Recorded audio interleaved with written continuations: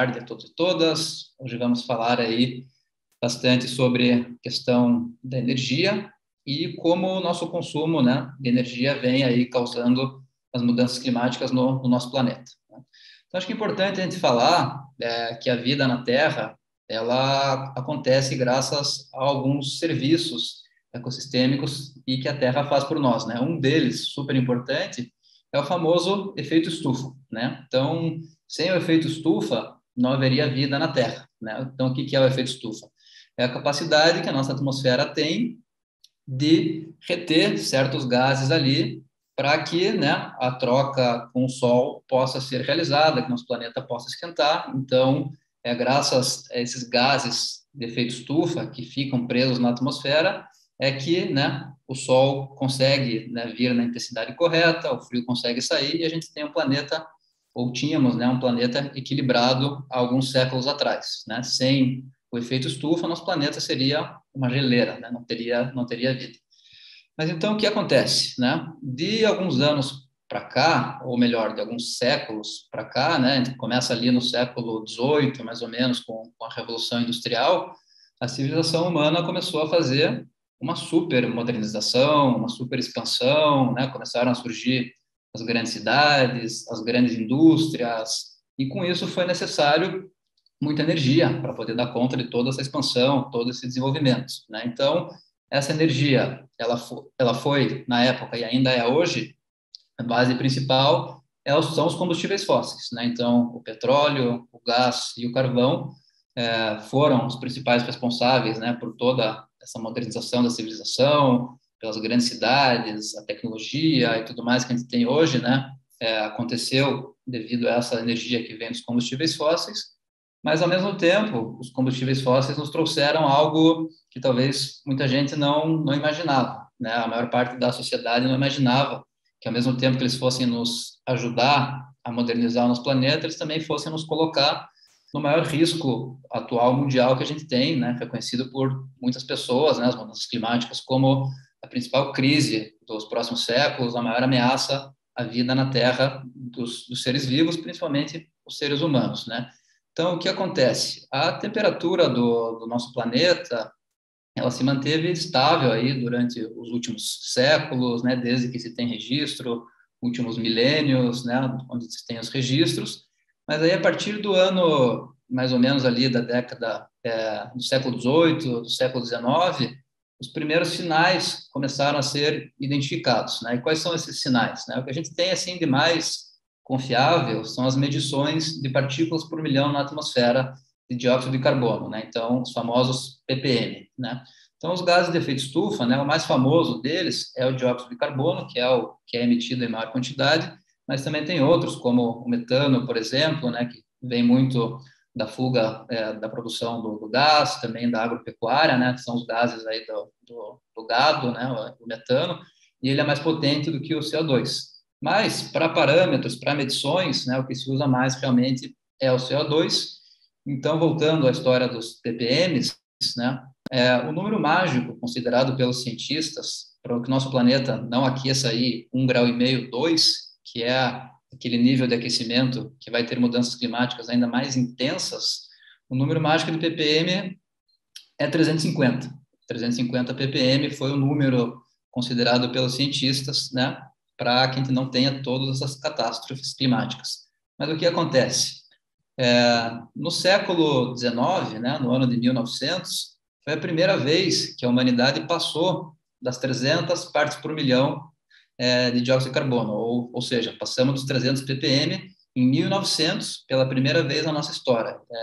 Antes, isso nunca tinha acontecido, desde que tem medições, sempre flutuou ali entre 200 e 300 ppm, mas nunca passou. Então, no começo do século XIX, foi a primeira vez que passou dessa marca, e aí no ano de 1940, 1900, na década de 1940 a 1950, a gente chegou no número de 350 ppm, que era considerado ali o número seguro, que não deveríamos passar, mas infelizmente passamos, né? E hoje, nas últimas medições que a gente tem, a gente já está em 420 ppm. Então, só para ter uma noção, né? Em mais de 1000 anos, a gente nunca tinha passado dos 300 ppm na atmosfera de dióxido de carbono, e em menos de 100 anos, a gente colocou mais 100 partículas por milhão de dióxido de carbono na nossa atmosfera, e isso especialmente devido à queima do petróleo, do gás e do carvão.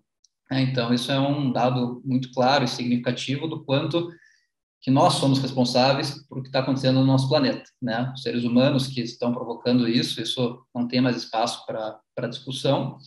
E agora a gente já passou muito, né, desse número de ppm, e agora o que a gente precisa fazer são coisas para mitigar isso, para adaptar, para reduzir danos, né? Não existe como mais voltar atrás nesse número, a gente não tem como mais fazer isso, mesmo que se parasse de emitir tudo que se emite hoje, esses gases eles ficam acumulados por décadas, às vezes até séculos na nossa atmosfera. Então, o que a gente tem agora são opções para mitigar e adaptar a esses efeitos de um mundo mais quente, né?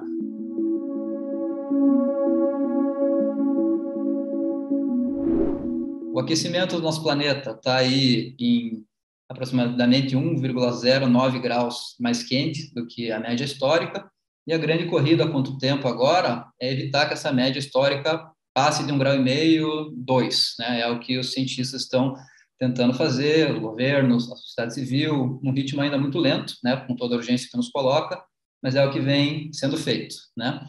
E aí a gente teve vários relatórios muito importantes que saíram no ano passado e nesse ano também, que acrescentam ainda mais urgência e formas para a gente conter todo esse aquecimento, né? Então saiu aí no ano passado um relatório da Agência Internacional de Energia. Então, a Agência Internacional de Energia é um dos organismos mais conservadores do mundo. Eles criticaram as energias renováveis por décadas e décadas, falando que não, o mundo ainda não está pronto, a gente ainda precisa dos combustíveis fósseis. Mas no ano passado, a Agência Internacional de Energia soltou um relatório que surpreendeu o mundo inteiro, justamente por eles serem super conservadores, afirmando que o mundo não, a partir do ano passado, não podia ter nenhum novo projeto de petróleo, gás, carvão, ou seja, nenhum novo poço de petróleo, nenhum novo gasoduto, uma mina de carvão, se a gente quisesse realmente conseguir manter a temperatura do nosso planeta até no máximo esse 1,5 graus. Então, esse foi um recado muito surpreendente da Agência Nacional Internacional de Energia, por eles serem conservadores, né? Não surpreendente para quem acompanha a pauta, porque isso já vem se falando faz muito tempo, mas esse foi um sinal muito forte que surpreendeu o mundo, né? E aí outros relatórios que acompanharam, aí sem tanta surpresa, né, é a do painel intergovernamental da ONU, né, de mudanças climáticas, o IPCC, que solta aí vários relatórios todos os anos. Esse ano eles já soltaram 2 relatórios, né, um em fevereiro e um em abril desse ano, e esses vão ser possivelmente os últimos relatórios dessa década aí, até 2030, falando, o primeiro que foi falando sobre os impactos das mudanças climáticas. Então, esse relatório deixou bem claro que os maiores impactos das mudanças climáticas vão estar nas populações mais vulneráveis do nosso planeta. Então, as populações que vivem nas periferias, os povos indígenas, as populações, né, comunidades tradicionais, as populações mais marginalizadas. Então, a América Latina vai ser uma das regiões que mais vai sofrer os impactos das mudanças climáticas, né? Já estamos sofrendo, mas se nada for feito na urgência necessária, isso só vai piorar. E outras regiões também do sul global, né, como aí a Ásia, a África, o Pacífico, com a questão do nível do mar. Então, esse relatório de fevereiro do IPCC colocou um choque muito grande em todos os impactos que vão acontecer com as mudanças climáticas, né? Então, a queima dos combustíveis fósseis está gerando um aquecimento global cada vez mais forte, né? Cada vez mais gases de efeito estufa, esse planeta esquenta, e com esse calor extra acontecem as mudanças climáticas, né? Então, basicamente, é isso que vem acontecendo, e essas mudanças climáticas, elas aparecem de muitas formas no nosso dia a dia, ao longo dos anos, né? Então, esse relatório de fevereiro do IPCC, ele mostra vários impactos de um planeta mais quente. Então, por exemplo, as secas vão ficar cada vez mais fortes, comprometendo a produção dos alimentos. O aumento do nível do mar pode acabar com países insulares, como da região do Pacífico, né? Muitos deles, as pessoas já estão tendo que sair de seus territórios, indo para lugares mais altos nas ilhas, né? Então, eu já falei da seca, né, que é um impacto bem forte para o Brasil, principalmente, né, como grande produtor de alimentos. E além da seca, a gente também tem as tempestades, né? Então, tem essas chuvas aí que às vezes chovem um dia ou em poucas horas, que é previsto para chover em 1, 2 meses, né? Essas tempestades também, além de, claro, causar enchentes, causar deslizamentos de terra, que infelizmente sempre morrem várias pessoas, sempre as pessoas mais pobres, também vai atrapalhar muito a produção de alimentos, né? Para a gente ter uma produção estável de alimentos, né? A gente precisa de chuva e sol na medida certa, né? Qualquer tipo de coisa que não esteja regulada tem os impactos, né? Então, falei da seca, falei de tempestades, falei do aumento do nível do mar, também é importante falar das alterações das propriedades físico-químicas dos oceanos, né? Um oceano mais quente, ele muda todas as suas propriedades, com isso a gente vem acompanhando o branqueamento dos corais, né? Que são aí exoesqueletos extremamente sensíveis, estão morrendo grandes colônias de corais por todo o mundo. A gente tem também a questão das queimadas, né, que vem junto com a seca, então queimadas vão ser cada vez mais frequentes no mundo inteiro, né? No Brasil, a gente acompanha muito de perto, né, o que aconteceu aí nos últimos anos de queimadas, né, queimadas recordes na Amazônia, infelizmente sempre acontece, mas estão mais fortes, mas realmente a grande diferença foi o que aconteceu no Pantanal, né, como uma queimada gigantesca, que era algo que, né, pela primeira vez na proporção que aconteceu recentemente, Cerrado, enfim, todos os biomas brasileiros têm um grande risco de ameaça com as queimadas, né? E aí, um outro elemento que eu queria só falar também sobre essa questão das mudanças climáticas são a questão das migrações, né? Então, as pessoas estão precisando sair de seus territórios, de suas cidades, para procurar ambientes mais saudáveis, ambientes, por exemplo, que tenham água para beber. Então, né, essa questão das mudanças climáticas vai provocar uma série de migrações. América Latina, Brasil, isso já está acontecendo, né? A gente sabe que o pessoal do Nordeste migra bastante para a região Sul, por exemplo, em parte é emprego, mas em parte também é recursos naturais. Não tem água, o pessoal vem em busca de alimento, onde possam criar animais, né? Ter um pouco de água para beber. Então, todas essas mudanças climáticas, esses impactos, né? Eles são causados pela queima dos combustíveis fósseis, né? Hoje a gente tem um dado do relatório do ano passado do IPCC que 86% das emissões de gás de efeito estufa a nível global são provenientes da indústria do petróleo, do gás e do carvão. Então, a gente está falando aí de 86% de todas as emissões do mundo vêm dessa indústria dos combustíveis fósseis. Então, fica muito claro quem são, né, os causadores de todos esses impactos, de toda essa crise climática e quais são os caminhos que a gente precisa seguir, né? Esses relatórios todos, eles falam, deixam bem claro que não podemos ter nenhum novo poço de petróleo, gás e carvão, e também deixam muito claro o que precisa ser feito, né? Então, existe uma série de roadmaps mostrando que o caminho são as energias renováveis, né? Especialmente a eólica e a solar, que já tem tecnologia muito mais pronta, já tem uma geração mais eficiente, existem outras fontes, né, como geotérmica, das marés, das ondas, que se estuda, mas ainda não estão no mesmo nível de produção e de questão de custos, de geração de empregos, do que as fontes solares e eólicas, né? Então, a gente já sabe o que a gente não precisa fazer e a gente já sabe o que a gente precisa fazer, né?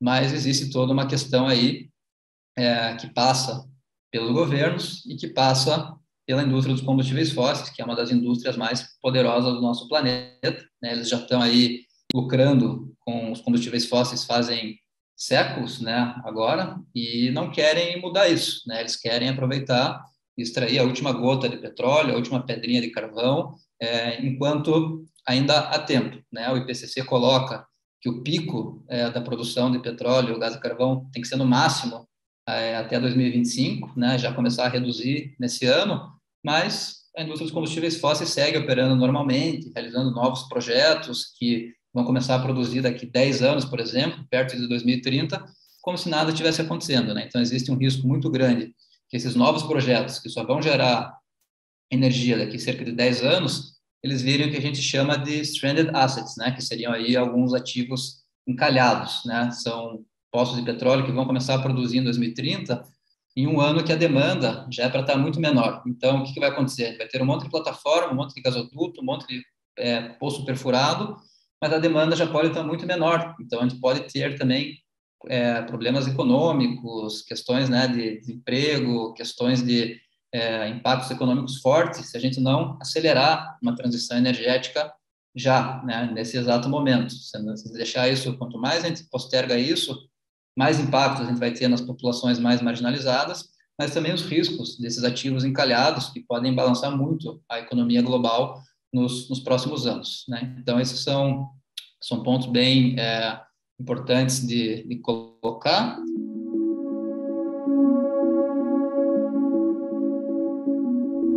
O Brasil, ele é um dos maiores emissores de gases de efeito estufa do mundo, né? Ele foi considerado o quinto maior emissor atual, né, de gases de efeito estufa. Mas a situação do Brasil ela é um pouco particular, né? Porque o Brasil, as maiores emissões de gases de efeito estufa do Brasil vêm do uso da terra e da agropecuária, né? Então seria desmatamento e a produção de gado, né? Cerca de 70% das emissões do Brasil são desse setor, enquanto 20% são aí do setor da energia e os outros 10% divididos em resíduos, processos industriais, né? Então, o Brasil é um dos maiores emissores do mundo, mas não tanto pela questão energética, mas sim pela questão do uso da terra e da agropecuária. Mas isso não significa que o Brasil não tenha uma lição de casa importante para fazer na questão de energia, né? O Brasil atualmente ele tem em sua porcentagem na questão elétrica, as renováveis lideram, né? Mais de 70% da energia elétrica do Brasil vem das fontes renováveis, principalmente das hidrelétricas, né? Que correspondem a mais de 60%. Mas a matriz energética do Brasil, ela ainda tem uma maioria proveniente das fontes fósseis, né? Então, a matriz elétrica é realmente mais renovável, mas a matriz energética do Brasil ainda tem mais de 50% de fonte fóssil. Então, o Brasil tem um trabalho importante aí na conversão ainda de sua matriz energética, né? Da elétrica também ainda tem margem para melhorias, especialmente porque o Brasil tem todo esse potencial renovável devido à energia hidrelétrica, né? O Brasil não tem todo esse potencial devido à eólica e à solar, e sim à hidrelétrica. E o que está acontecendo ultimamente? Com as mudanças climáticas, as secas estão cada vez mais fortes, o que aconteceu? O Brasil, né, vem sofrendo aí uma insegurança energética, elétrica nos últimos anos, né? A gente teve uma das maiores crises hídricas do último século no país no ano passado, né? Os reservatórios ficaram quase vazios, muitos deles operando um nível super crítico. E o que aconteceu? O Brasil, por não ter feito um planejamento e utilizado melhor o seu potencial solar ou eólico, teve que ativar muitas termoelétricas fósseis, né? Então, termoelétricas que queimam aí petróleo, queimam diesel, queimam, né, carvão. Foi o que o Brasil precisou fazer. Se não fosse, né, as termoelétricas, o Brasil possivelmente sofreria um apagão. Mas as termoelétricas são uma solução a curto prazo, né? Elas não são uma solução a longo prazo. Claro que nesse sufoco o Brasil precisou acionar essas térmicas emergencialmente, mas o que vai acontecer se o Brasil manter essa política atual de continuar investindo mais em fósseis do que em renováveis?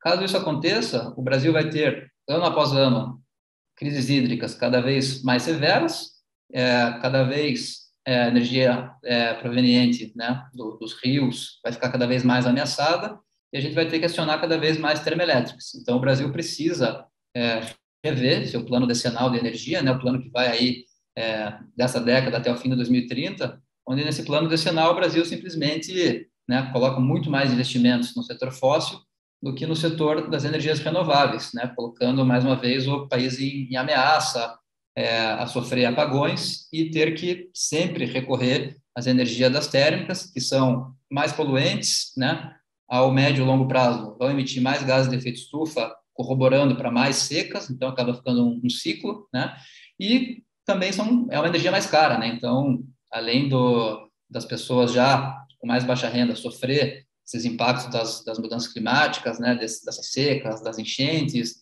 elas também vão ter uma conta de energia cada vez mais cara, porque as térmicas exigem muito mais do sistema e são muito mais caras. Então, o Brasil tem, claro, essa fama, se comparado com outros países do mundo, de ser um país mais renovável, isso é uma verdade, mas o Brasil ele é mais renovável pela questão hídrica, e essa questão hídrica está cada vez mais sendo questionada e com as mudanças climáticas vai ser um risco cada vez maior para o país. Então, é algo que precisa ser urgentemente revisto.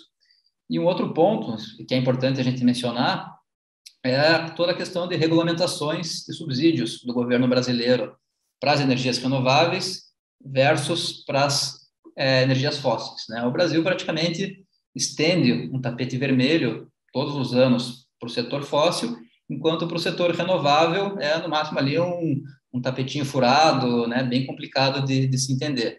Para o setor fóssil, todas as regalias, todas as regulamentações, cada vez mais subsídios, né? Os subsídios estão batendo aí mais de 100 bilhões de reais ao ano para o setor fóssil, enquanto para as renováveis a gente nem tem números claros, divulgados, de quanto está sendo investido no setor renovável, e também tem muito mais complicações e questões de legislações, né? Não existe uma legislação nacional clara e que beneficie as pessoas que queiram gerar energia solar em suas casas, por exemplo, né? A energia solar do Brasil ainda é proveniente das grandes usinas solares, né? E não das casas das pessoas, que seria o ideal, né? Que tivéssemos uma energia descentralizada nas casas, que as pessoas pudessem colocar a sua produção de energia solar na rede elétrica, pudessem vender seu excedente de produção, porque muitas pessoas produzem energia solar em casa e produzem mais do que precisam, então elas conseguiriam até vender, conseguiriam alimentar a rede elétrica do país, mas isso ainda não acontece ao nível nacional. Em alguns estados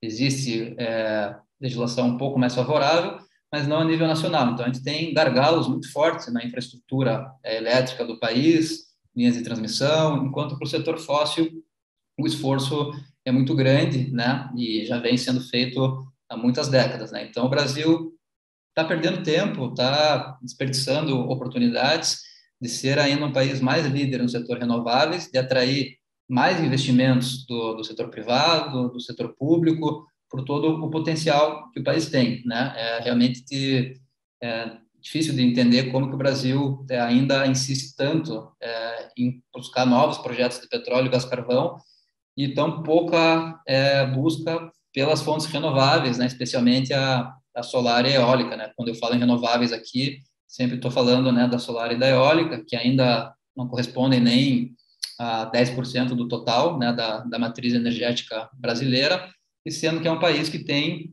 um dos maiores potenciais do mundo para essas duas fontes, se não for o país que tenha o maior potencial, né? Então, isso é bem importante a gente colocar aqui, que a questão das energias renováveis, além da questão climática, né, de ajudar a conter a crise climática, ela pode e vai trazer mais segurança energética para o país, né? Vai ficar menos refém das hidrelétricas e das térmicas caras e poluentes, e, ao mesmo tempo, já existem também diversos estudos que mostram que as energias renováveis já estão gerando mais empregos, por exemplo, que o setor fóssil, né? Então, a gente precisa que o governo brasileiro, né, realmente faça cada vez mais discussões de como fazer uma transição que seja verdadeiramente justa no território nacional brasileiro. Então, é importante que o governo brasileiro crie departamentos com cientistas, com os trabalhadores da indústria fóssil, com trabalhadores das energias renováveis, com grandes especialistas, cientistas, sociedade civil, e realmente busque fazer uma transição justa,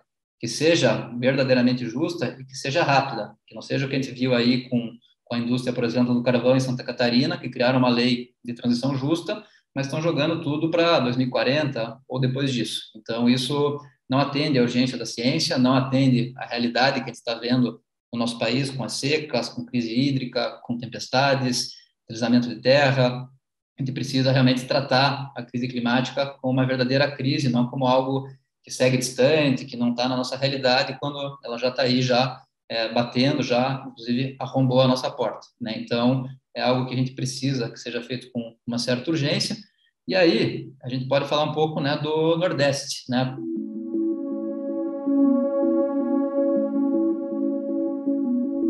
O Nordeste, ele é uma das regiões do Brasil com o maior potencial de geração de energia renovável, né? E, de novo, solar e eólica, que eu estou me referindo, né? A energia eólica, o estado do Nordeste, a região do Nordeste, já é disparada a região que mais produz energia eólica, mais de 80% da energia eólica gerada no Brasil vem da região do Nordeste, mas ainda tem muito espaço para que se aumente isso, e principalmente que se aumente mais a energia solar, né? A região do Nordeste, ela ainda não é uma líder absoluta em geração de energia solar, né? Existe na região Sudeste também uma grande geração de energia solar, principalmente em Minas Gerais, São Paulo. Então tem muito espaço ainda na região Nordeste para aumentar a questão da energia solar e da eólica, né? Mas aí o que acontece? O que a gente precisa que seja feito? A gente precisa de melhores regulamentações, né, nessa região do Nordeste, que as pessoas tenham estímulos para produzir sua própria energia, que essa energia tenha mais subsídios do governo para que ela fique mais barata, né? Infelizmente, a energia solar descentralizada das casas ainda é algo caro para a população brasileira, né? É um investimento que você vai começar, né, a se pagar em 3, 4 anos, né, atualmente. Então, a gente sabe que não é uma parcela mínima do povo brasileiro que consegue fazer um investimento aí de milhares de reais para poder colher em 4 anos por aí, né? Então, a gente precisa que, ao menos, uma parte desses subsídios do setor fóssil seja direcionado para o setor renovável, né? Isso garantiria um acesso mais democrático às fontes renováveis na região do Nordeste, mas em todo o país.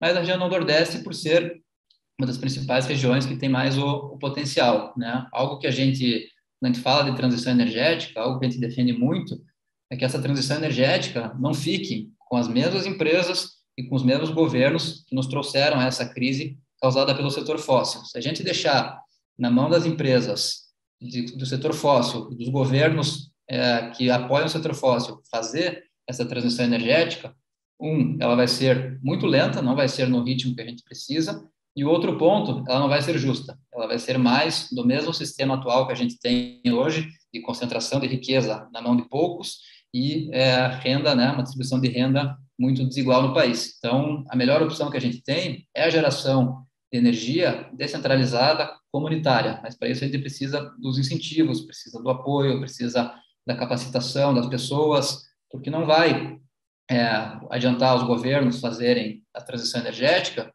concentrando a riqueza outra vez na mão das grandes empresas. A gente vai começar a ter outros impactos. A questão das emissões vai cair? Vai cair, mas a gente vai ter outros impactos, porque não existe uma fonte de energia sem impacto, né? Nenhuma energia é sem impacto. Todas têm seu impacto, as renováveis têm. Então, por exemplo, as usinas eólicas. Tem usinas eólicas que são construídas dentro de territórios tradicionais. Então, as pessoas que vivem lá há 100, 200 anos, seus antepassados e tudo mais, elas estão perdendo parte dos territórios porque tem lá uma usina eólica, elas não conseguem passar mais por parte do território, estão tendo que sair dos territórios. Então, tanto a energia solar como a eólica, elas precisam ser comunitárias, lideradas pelas comunidades, em consulta com os povos.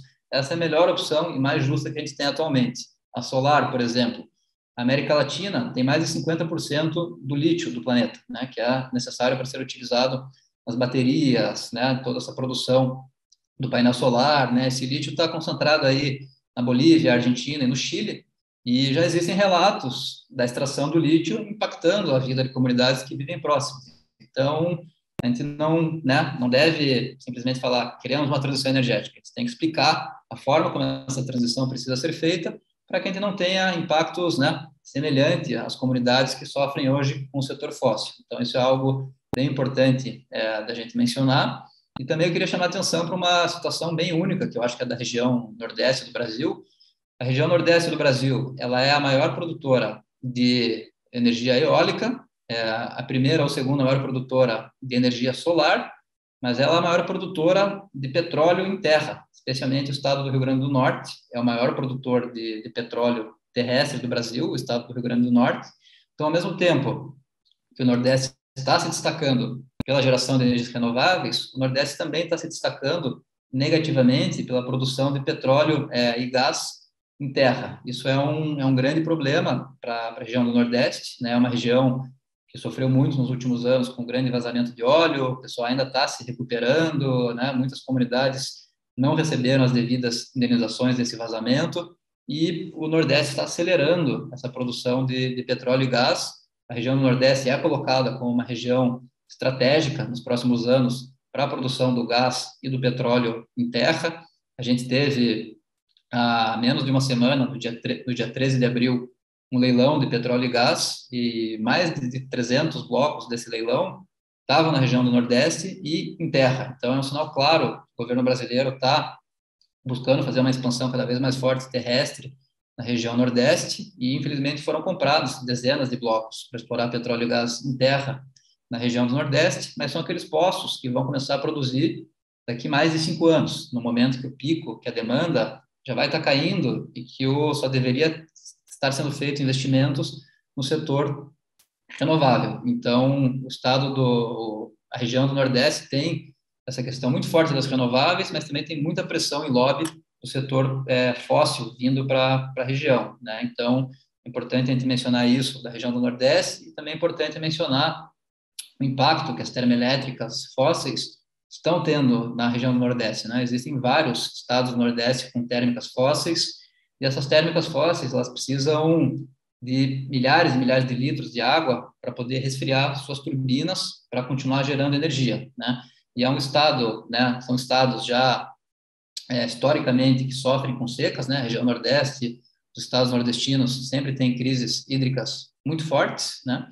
E é um absurdo que a gente veja que a água que deveria ter indo para o povo, para os animais, está indo para resfriar uma termoelétrica fóssil que, né, vai gerar mais emissões, vai poluir mais, vai gerar mais crise hídrica ao médio e longo prazo, enquanto né, esses estados do Nordeste poderiam estar gerando cada vez mais energia renovável. Então, isso passa realmente por políticas públicas, passa pelas grandes empresas, né, que têm muito poder, tem muita corrupção nesse setor, né, tem muito lobby para que sejam aprovados cada vez mais projetos fósseis.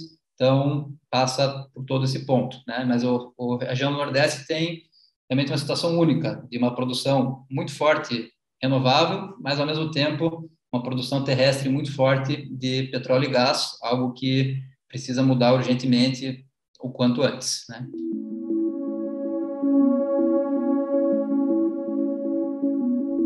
Sobre a questão das políticas públicas, né? Algo que seria de imediato, né? Que estaria assim possível para o governo fazer. Claro, agora tem todo esse contexto da guerra, né? Que está realmente atrapalhando, né? O preço dos combustíveis, isso é algo que a gente tem que tomar muito cuidado. Mas o que o governo brasileiro poderia fazer urgentemente seria melhorar as condições para que as pessoas possam gerar a sua energia renovável. Isso é algo que pode começar até por municípios, por estados, antes de chegar a nível nacional, mas dá condição. O que tem de mais poderoso para a gente combater o sistema capitalista é as pessoas gerando sua própria energia, sua própria água, seu próprio alimento, né? Tendo essas questões, a gente consegue fazer frente a esse grande sistema que nos trouxe a crise climática. Só que isso começa por, né, primeiro, informação, as pessoas saberem que elas podem fazer isso, e por incentivos fiscais, tributários, né? Então, o governo brasileiro precisa de uma grande revisão dos seus tributos, dos seus subsídios, de suas legislações, em todos os níveis, né? A gente pode começar por um nível municipal, que é sempre mais fácil, nível estadual, e por último, nível federal, que é sempre mais complexo, que envolve, né, sempre mais lobby contrário, é sempre mais difícil. Mas falando de políticas públicas, o que a gente tem de mais claro, é incentivar que as pessoas gerem a sua própria energia. Isso é algo que a gente deveria fazer muito mais que se faz hoje, mas também entendendo que a população brasileira, em sua grande parte, é uma população extremamente pobre, né, que está sempre pensando o que eu vou comer na próxima refeição e não se eu vou colocar um painel solar na minha casa, né? Isso ainda está muito distante das pessoas, então a gente precisa aproximar cada vez mais isso das pessoas, e isso a gente vai conseguir com muita informação, mas com políticas públicas muito mais progressistas, muito mais verdes, né, muito mais justas. Isso é algo que a gente precisa fazer urgentemente, e ao mesmo tempo que a gente vai incentivar, melhorar a legislação, tributos para um setor renovável, a gente tem que, ao mesmo tempo, desacelerar todos esses benefícios para o setor fóssil, que é o setor que está causando essa crise global, é o setor que está causando essas secas terríveis no Brasil, a crise hídrica, né? Então, a gente precisa realmente, né, para o setor fóssil, dessa situação, de desacelerar, de tirar dinheiro desses subsídios, desses incentivos fiscais, desses tributos, e redirecionar eles o quanto antes para o setor renovável. Claro, tem que tomar cuidado ao se fazer isso para que as pessoas não fiquem sem energia, né, que o país não pare. Então, tem que ser feito algo cuidadoso, mas é urgente a ser feito.